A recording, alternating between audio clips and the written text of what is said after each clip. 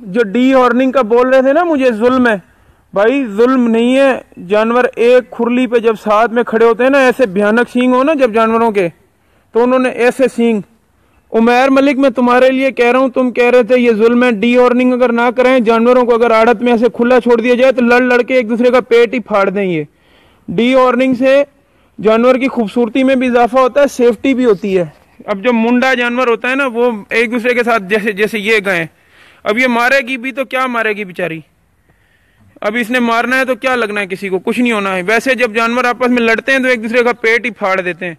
और उसके अंदर मजदूरों जहाँ पे लेबर का काम होता है ना सारा, वहाँ पे ये मसले अक्सर ज्यादा होते हैं। इसलिए खूबसूरती के साथ साथ जानवरों का अपना भी फायदा होता है। ये वक्ती तकलीफ है अभी थोड़ी सी, जो ये कह रहे थे कि यार इनको वक्ती तकलीफ है थोड़ी सी, 2-4 दिन के बाद माशाल्लाह से तकलीफ बिल्कुल इनकी खत्म हो जानी है। दर्द के हमने इनको इंजेक्शन लगाने हैं, बिल्कुल ठीक हो जाना। उसके बाद देखें अभी जिस बछड़ी की हमने डी हॉर्निंग करवा दी कितनी प्यारी लग रही है।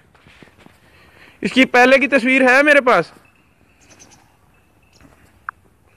ये देखें डी हॉर्निंग के बाद कितना फर्क है, नजर आ रहा है ना।